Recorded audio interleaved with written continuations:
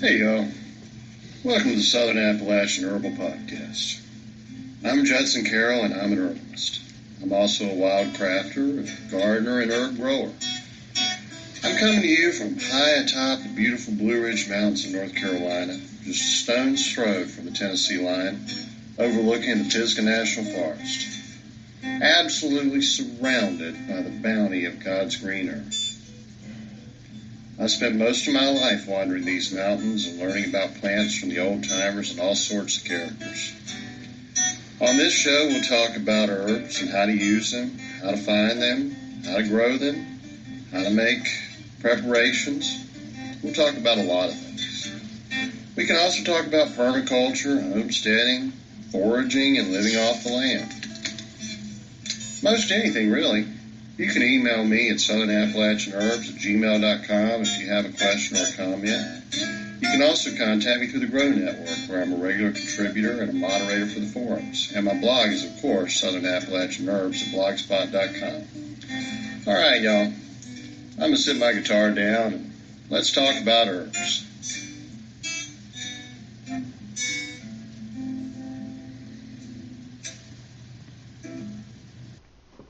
Hey y'all, welcome to this week's show. Last week we talked about lemon balm. Y'all gave me a lot of good feedback on that one. And so today I decided to talk about lemon verbena. Now, lemon verbena is another herb that's often thought of as a tea herb. It is a citrusy tasting herb. It's a citrusy smelling herb. It has a slight hint of bitterness. Not very strong at all. Almost like a little bit of, like, say, lemon zest, right? This is also a good medicinal herb as well as being a good culinary herb. So we're going to get into that a little bit. It's a New World herb, so there's not a lot of the history that I normally give for a lot of herbs. But the uses are very good, and it's one that if you can grow it, do so. It's a little too cold where I live to grow lemon verbena in anything other than a flower pot. I can do that. I can grow it that way. Much easier and better if you can actually grow it in your garden. Of course, if you had a greenhouse, it would do just fine in there. So we'll get into lemon verbena here in just a minute, and it's a neat herb. It's a very useful herb in many ways. You're going to probably be a little surprised about this one. But first of all, I wanted to get into our recipe for the week. It's still winter. Actually, it's very cold and rainy outside right now. It's, hovering just above freezing. And that's always a problem. If it's below freezing, that's one thing. You're going to get snow. You're going to get, hopefully you don't get ice. I hate ice. I don't mind snow in the least, really, but ice. Well, I don't like driving in snow, but other than that, let's put that aside. But in general, I don't mind snow at all. Ice, I absolutely hate. One time a few years ago when an ice storm came in and it brought a tree down on my car and I didn't have power for 3 weeks and it was like 10 below with 50-mile-per-hour winds. So, I think understandably, you can understand why I don't like ice. But snow, I honestly don't mind. But when it's rainy like this and it's like 33 or 34 degrees, let me give you a tip. I don't have a heat pump. Mainly I heat with wood where I live in the mountains, but where my mother lives down in the center of the state, she does have a heat pump. And when the temperature is about like this, it's just above freezing, that thing will ice up like crazy. The air conditioning unit outside will just ice solid. And so really whenever that's threatening, I try to be around so I can defrost it for her, which involves pouring buckets of water over it, which is absolutely miserable in the cold rain. And a cold, rainy day like this is really one of the things I dislike. It just seems to make all my muscles and joints hurt anytime I've ever had an injury. Definitely a day just to tuck in by a fire, have a hot beverage, a little bit of bourbon, absolutely. But also a great day for soup. And what better than a thick, creamy, rich soup. Now, in my cookbook, Omnivore's Guide to Home Cooking for Homesteaders, for preppers, homesteaders, permaculture people, and everybody else, it really is for everybody else. In fact, hey, before I talk about that, something kind of nice happened this week. Out of the clear blue, a lady recognized me as being the author of that cookbook. I was out of town. I was in another part of the state, and a lady said, "Hey, could you autograph my book?" And my friend bought a copy too. Could you autograph her book? And they said, "We love this cookbook." The friend was actually really nice. She's a fairly accomplished cook. From California, does a lot of different types of cuisine. And she said, I used to have certain cookbooks that were my go-to, but now whenever I think of an ingredient and I want to know how to use it, I want to come up with a recipe, I go to your book. And that was very flattering. They both said they loved the stories and they just enjoyed reading it. I wrote a cookbook that I would enjoy writing and that other people would enjoy reading. There are a lot of stories, there's a lot of humor in there, as well as a lot of technique. And, it's not so much a recipe book as it is a book about food and how to cook it. I don't give you hard and fast recipes, and this is a very good example. I have basically a chapter in the book I call Cream of Anything Soup. Well, the cream soups are essentially a technique. Once you have mastered the cream soup technique, you can make cream of chicken soup, cream of mushroom soup, cream of celery soup, cream of broccoli soup.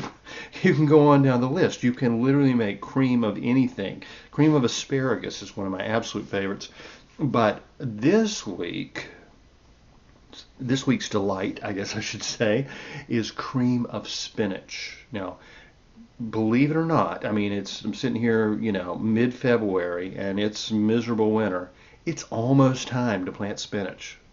Spinach is a cool weather crop. You get it in basically out there just as soon as the soil can be worked, as soon as it's not hard frozen. You plant your spinach and your peas about the same time. When it gets hot, spinach is going to bolt. It's going to stop producing. There are other spinach-like plants you can grow through the heat of the summer. There's like a Malabar spinach and New Zealand spinach. And if I remember correctly, it's the New Zealand spinach, which is very shade tolerant. So spinach, by the way, just regular spinach, it's very shade tolerant. Partial shade. We're not talking full shade, but really I think the other is you can actually grow it in almost like dense shade. And it really grows well through the heat of the summer. And you can also use sweet potato leaves. Sweet potato leaves have a good spinach-like flavor, a little different, but interchangeable, I would say, to a point. Kudzu. Kudzu, the vine that ate the South, believe it or not, the leaves are very good as a substitute for spinach, and they have a high protein content. And there are many others. Stinging nettles. You can make an excellent cream soup with stinging nettles. It's very traditional in England and the British Isles, and it's super good for you. Stinging nettles are probably the most nutritious green of all. They're very high in iron, very good for anemia, very restorative to the body, excellent for supporting the immune system. They have an antihistamine quality. You remember I put my stinging nettles in my allergy tincture. But the cream of anything method, you can do cream of carrots. You can literally anything. You can do cream chip beef, and that's really good too. If you grew up with like the store-bought chip beef, which is like really salty and everything, it'll do in a pinch. I take it over an MRE any day. I do not like MREs, by the way. And that, cream chip beef is a strong association, particularly with the Navy, I believe. After the war, a lot of that stuff was sold Army surplus. So, if your grandfather was a prepper, so to speak, you would have had a cabinet full of cream chip beef, and I did. Cream chip beef and sardines and canned sausages, Vienna sausages, all that stuff, that would have been there in case of an emergency. And a lot of it's super tasty. But you can make your own chip beef. It's just salted dried beef. What's really nice is to give it a little bit of a marinade in soy sauce and maybe a little crushed red pepper and garlic, and then dry it out. That's a different flavor. That's more like beef jerky. But either way, it's nice. It's good stuff. So The cream soup method starts with a roux. A lot of things start with a roux. Gravy starts with a roux. Think of this almost as a gravy or a bechamel sauce or whatever you want to think of it, you know. Take some butter and flour and cook it together. You know, melt the butter in the pan, equal parts butter and flour.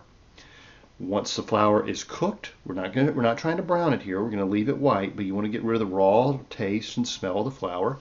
Just whisk in some milk or cream, and that's the base of the soup. Okay, that's very plain, of course. It's not going to have a lot of flavor, but that is going to give you that thick, rich, silky taste of cream soup. I mean, like, you know, Campbell's cream of mushroom soup. If you're doing it at home, this is the way you start. Then you can put in, with, if it was cream of mushrooms, it would be sauteed mushrooms. You know, you put in some spices, obviously salt and pepper. With spinach, what's really good is garlic and a few grates of nutmeg. So salt, pepper, chop garlic, chop it real fine, mince it even, or crush it is what I actually usually do. Is I crush my garlic with the heel of my hand and the flat of a knife. So I put my garlic clove down. I kind of smack it with my knife so that the peel breaks. I take the peeling off. I cut the end off, the hard end, you know, where it was attached to the bulb, I guess, of garlic, the clove, whatever, and then put the knife down and just smash it really hard with the heel of my hand. And then I just kind of chop it up fine, just running the knife through it a few times. I'll use 3 cloves of garlic. I like garlic, but you know, it may be too much for you. Maybe you want to use shallot. Shallot, if you're not a big garlic fan, shallot gives you a similar flavor with a much more delicate taste and far less the garlic odor. Shallot's sort of the sophisticated onion, so to speak.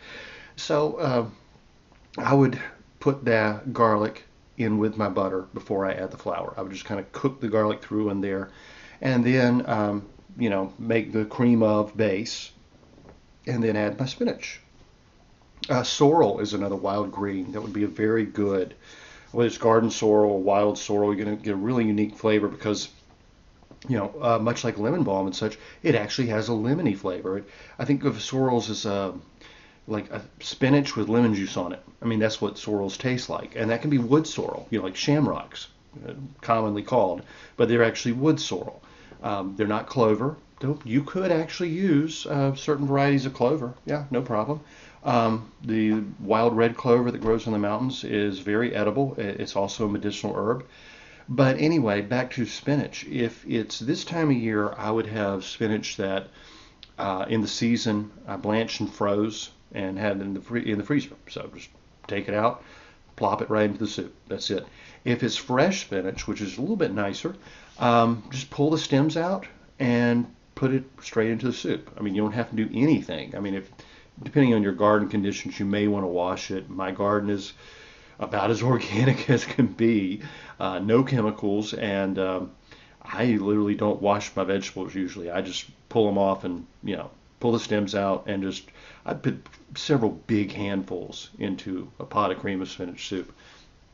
Taste, you know, adjust seasonings. A little lemon zest can be nice. A little bit of wine added to it can be nice, but it can be that simple. And that cream of spinach soup, I like it to be a thickness. I do it, kind of simmer it down to it's a very thick soup, almost like the cream of spinach you have as a side dish at Thanksgiving. Most people do, but but not quite that much. So I take a spoon and eat it as a soup. Now, what's really good and what really sets this off is to put a sprinkle of grated Parmesan cheese on top in the bowl. So that actually gives it sort of that almost a spanakopita type flavor. It just gives that kind of rich nuttiness, saltiness that just pairs so well with the spinach. Now, I've loved spinach all my life. I know most kids grew up hating spinach, but my mom got me eating spinach when I was a child, a baby, and you know, Popeye always ate his spinach to get strong, and I thought I was going to get these big, massive forearms. Yeah, that never happened. But I did fall in love with spinach, and I love a spinach salad. Like I said, I love a spanakopita. That's that Greek spinach and feta pie that is so good, really good. You can make the same cream of spinach base. Cook it down a little further. Stir in some feta cheese. Put it in phyllo dough. and pop it in the oven and toast it up with just brush a little olive oil or butter on top, and you can do spanakopita that way. That's one way. I don't know this most traditional way of doing spanakopita, but yeah, you can absolutely do that. You can take it off the stove, whisk a couple of eggs into it, and put it in a pie shell and make a spinach pie. I mean, there's so many things you can do with it. What's even better is just backing up to the beginning. If you fry some bacon first and you cook your vegetables and make your roux in a mix of bacon grease and butter. Then when you serve the soup, put the grated bacon over the top with some grated Parmesan cheese or some feta. They both go really well, and that will blow your mind. That is seriously good, and I don't think many things are going to warm you up on a cold day better than a really thick cream of spinach or cream of anything soup. Literally, if there's a vegetable you like, try it in there. If there's a meat you like, you can do cream of chicken, of course. You can do cream of beef. I mean, you can just take some little strips of steak and just kind of brown them up and mix them in, add a little beef broth, and yeah, I mean, it works. I suppose you could do pork. I never have, but it also goes very well with certain game meats, especially small game and game birds. They do very well after they're roasted. Then you take some of the meat and shred it up, and a little bit of the broth, and you can make a very nice cream of game and mushrooms. You want to add a lot of mushrooms to that, I think. Get especially wild mushrooms. Wild mushrooms grow all over the place where I live. Very good. Obviously, it works well for fish and shellfish, mollusks, whatever. It's a base. It's literally cream of anything you want to eat. Okay, that isn't a dessert. I don't think we do a cream of dessert soup, but whatever you like, and it's gonna be darn good. I'm serious. You can take that same base and mix some pasta into it and turn it into a really unique mac and cheese. Grate up a lot of cheese in there, mix some cooked macaroni in there, put it in a baking dish, put some breadcrumbs across the top of it, and pop it in the oven until it's golden brown and delicious. Onions, absolutely, ramps, leeks, you name it. And yeah, you can't go wrong. So that's really kind of what the cookbook's all about. You get that technique down, and then it's like whatever you like and whatever's in season, you go for it. So now let's get into lemon verbena. As I said, this is a New World herb. So normally where we would start with like Dioscorides and Pliny the Elder and all that, I'm just going to go ahead and start with modern use. Plants for a Future says that it is an undervalued medicinal herb, and it really is. Most people think of it as a tea herb. Sometimes people cook with it. It's one I really like with fish. I think all seafood benefits, especially from a citrus flavor, any kind of citrus flavor. I don't care if it's lemon juice, lemon zest. Again, we go with limes. Blood oranges are very nice. Real citron, not the candied stuff you get in the store, but like actual citron. Any of the things like that. I mean, even grapefruit. I mean, seriously. Citrus just goes so well with seafood. So does lemon balm. So does lemon verbena. I was talking last week about how I like to take fresh caught bluefish and grill them and stuff them with lemon, put them on salad. Lemon verbena, perfect to go with bluefish or any oily fish. Lemon verbena would be a great herb to maybe marinate a little raw tuna with, it's really nice, but most of people just think of it as a tea herb, much like lemon balm. And we talked last week about how powerful an herb, useful an herb lemon balm is for so many physical and mental, emotional conditions. People often overlook lemon verbena. Lemon verbena even has some ability to repel mosquitoes and such. It has a similar to a citronella type of quality to it. So definitely consider growing this one, even if you have to grow it in pots. Back to what Plants for the Future said. It said lemon verbena contains a strong lemon-scented essential oil that has calming and digestive qualities. This plant has a gentle sedative action and a reputation for soothing abdominal discomfort. It has a mildly tonic effect upon the nervous system and helps to lift the spirits and counter depression. Now, the same thing is true of lemon balm, and these two herbs combine remarkably well. I told you last week about how lemon balm goes so well with borage for depression and anxiety. And also, it's antispasmodic. It helps with, muscle and nerve pain and helps settle stomach cramps, diarrhea basically. Also helps with menstrual cramps and such. Lemon verbena is another herb you would want to combine with those two. So those three herbs together are quite useful, and all of them are very useful by themselves. The leaves and flowering tops are antispasmodic. Febrifuge, which means it helps break a fever. Sedative and stomachic. Stomachic means it helps settle your stomach, essentially, an upset stomach. A tea made from the leaves has a deliciously refreshing lemon flavor and is used mainly in treating digestive disorders such as flatulence, indigestion, and acidity. Some caution is advisable, though, since prolonged use or large internal doses can cause gastric irritation. You wouldn't want to take huge amounts of it or have it every day. The herb is also useful as a stimulant for treating lethargy or depression. Whilst you can tell it's an English person who wrote this book, can't you? I know my friend over in Cornwall is going to get a kick out of hearing me say whilst. Whilst it is also used to treat feverish colds. The essential oil is used in aromatherapy in the treatment of nervous and digestive problems, also for acne, boils, and cysts. Now, another very nice way to use it, they just described it as a tea herb, can be used in bitters formulas or in liqueurs. You can make your own mixers or aperitifs, digestifs, little alcoholic beverages that you have before or after a meal, or you can include with a meal. Lemon balm is very good. Just steep it in some kind of neutral alcohol. I'm usually going to use vodka for about a month, and then make a simple syrup with sugar and water, equal parts, and just kind of sweeten it to taste. Same way you would make limoncello. You can make limoncello with lemon balm. Limoncello is made from lemon zest, exactly the way I just described. You basically take a case of lemons. You can do the same thing with oranges, tangerines. Tangerines makes an excellent cello, by the way. So do limes, really good. But it's a liqueur. You take the zest and you soak it for a month in the vodka. You strain it out. Then you mix the vodka, which will now be bright yellow from your lemon rind, with simple syrup to taste. For the lemon verbena, I think I would actually like to add some caraway seeds to that. That lemon and caraway combination, you can get very creative with it.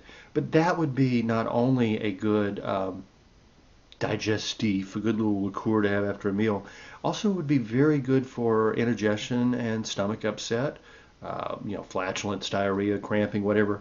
And that would be a good combination. And of course, it's not going to have that bright yellow color. So maybe you would want to combine lemon verbena with some lemon zest. Totally up to you. But these were the medicines our ancestors made. This is where all our cocktails come from. Literally. I mean, the vermouths, sweet and dry vermouth. Vermouth is Old German for wormwood. Benedictine was essentially a medicinal liqueur made by the Benedictine monks. All the cocktails essentially came from pharmacies, and now they're served in bars, but they used to be served in hospitals, whether it's herbed wines or herbed liquors. And like last week we talked about making the claret cup with wine, lemon balm, and borage. It had orange peel. It had orange slices in it, in fact, and a little bit of brandy, just to kind of pull a little more of the potency out of those herbs. That is a very traditional herbal medicine that probably dates back to, ancient Greece, maybe ancient Sicily, where they grow a lot of citrus. Somewhere in the Mediterranean area. definitely. That's one of our oldest herbal medicines, and served over ice on a hot day. Wow, you know, very refreshing and very good for you. And you could certainly add lemon verbena to that as well, and it's just going to get better. Lemon verbena and lemon balm, they they really enhance the citrus flavor of each other. So I like to combine them. And as I said, borage has a cucumber flavor to it. So in terms of just flavor, I think those go well together, as well as they're perfectly matched in terms of their medicinal uses. The plant was originally called Citradora. It was named by a French botanist named Philbert Commerson, I guess. It was discovered in 1867, so it's not that old. It originates in Buenos Aires. The Spanish probably found it a little earlier. In fact, Casimiro Gomez Ortega and Antonio Paula A. Verdera. I guess I've never been good at Spanish. Anyway, they claim to have discovered it long before the French. Miss Grieve says that the deciduous shrub was introduced in England in 1784. And back then they had a lot of glass houses, giant um, greenhouses on, you know, the royal, for the royal gardens and the homes of the wealthy. So they were growing a lot of exotic plants. And, you know, England is, well, it's somewhat of a mild climate, actually. It's a fairly maritime climate. Maybe verbena would actually grow outdoors there. Like I said, where I live is a little too cold. But, you know, obviously there are different parts of England with different microclimates. I'm assuming this was grown in London. Oh, actually, no, it was grown on the Isle of Wight. So, and it was grown in sheltered locations. She makes that clear. The leaves are very fragrant, lanceolate, arranged 3 to 4 inches long. Once you see the plant, you'll know it. I mean, it's a unique looking plant. And she said the odor, the citrus odor, is due to the essential oil obtained by distillation. Medicinal action. She said it was febrifuge, good for fevers, in other words, and sedative. The uses of lemon verbena are similar to those of mint, orange flowers, or melissa. And melissa is lemon balm, which we talked about last week, and melissa is in the mint family, so that makes sense. And of course, this lemon verbena has similar citrus properties as real citrus, so yes, it would be useful in place of orange flowers. Orange flowers were once incredibly sought after, really into the early part of the 1900s.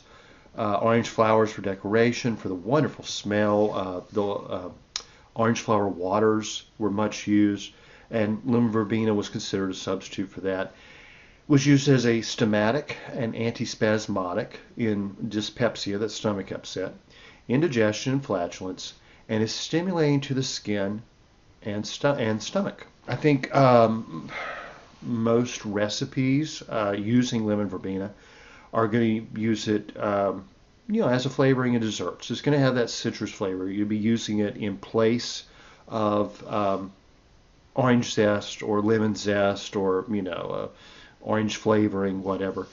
Um, I really like it with savories. I'm not a big dessert person, and if you like lemon pepper chicken, if you can get some lemon verbena and use that with your lemon pepper chicken, let me tell you, that's good stuff. Really good stuff. I think, combined with garlic and black pepper, you really can't go wrong with it. Like I said, I use it quite a bit with fish and sauces that are going to go on fish or chicken. Really good with turkey, anything like that. Duck, oh, wonderful. Citrus always goes well with duck. Duck is fatty and rich, and yeah, I don't think you can go wrong, seriously, with lemon balm, lemon verbena, and a little lemon zest if you have it. Lime juice, certainly. Crush some garlic, mix it together with some black pepper. That is good with duck. In fact, that just made my mouth water just thinking about it. And it does have a slightly, both the lemon verbena and lemon balm do have a slightly minty quality. You're not going to eat them and think, oh, that tastes like mint. But the effect, the volatile oils kind of do.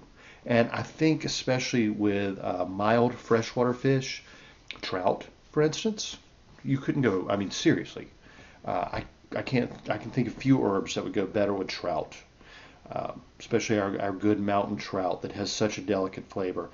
Parsley absolutely pairs well with parsley and butter. Uh, and again, it's like I said last week: let food be your medicine, and medicine be your food. That's the old quote from Hippocrates, and that's what I live by. And if you get my herb books or you get my cookbook, you're definitely gonna learn to do that as well. But I also mentioned that similar to lemongrass, which is or citronella, and it can help repel mosquitoes. So really good to plant in the garden, really good to plant maybe around your patio where you might be hanging out on a summer evening and, grilling up some fish or chicken. Really, citrus goes so well with raw oysters, and I just love it. The lemon balm especially has some antibacterial properties, some antiseptic properties. I would chop up some lemon balm, chop up some lemon verbena, mix in a little garlic and butter, and take some raw oysters, put them on the grill, on the half shell, shell side down on the grill. Just sprinkle those herbs. Did I mention garlic? So you're going to get the antiseptic properties of both the lemon balm and the garlic, and you get that good lemon flavor from the lemon verbena. And just let them bubble a little bit, and just slurp those down with a cold beer, and you're going to be in paradise. Seriously. Mosquitoes don't like lavender either, so you could plant your lemongrass, lemon verbena, and lavender, around, and have a very nice evening, and give a toast with a claret cup, and enjoy these nice citrusy herbs. Like I said, there is far more research and information on lemon balm, but lemon verbena is a very useful herb that is really somewhat interchangeable with lemon balm, and the two together are just fantastic. They really are. So, y'all, that's going to wrap this one up. Have a great week, and I will talk to you next time. Go eat some good hearty soup and stay warm on this nasty day. The information in this podcast is not intended to diagnose or treat any disease or condition. Nothing I say or write has been evaluated or approved by the FDA. I'm not a doctor. The U.S. government does not recognize the practice of herbal medicine, and there is no governing body regulating herbalists. Therefore, I'm really just a guy who studies herbs. I'm not offering any advice. I won't even claim that anything I write or say is accurate or true. I can tell you what herbs have been traditionally used for. I can tell you my own experience and if I believe an herb has helped me. I cannot nor would I tell you to do the same. If you use an herb anyone recommends, you are treating yourself. You take full responsibility for your health. Humans are individuals and no two are identical. What works for me may not work for you. You may have an allergy, a sensitivity, an underlying condition that no one else even shares and you don't even know about. Be careful with your health. By continuing to listen to my podcast or read my blog, you agree to be responsible for yourself, do your own research, make your own choices, and not to blame me for anything ever.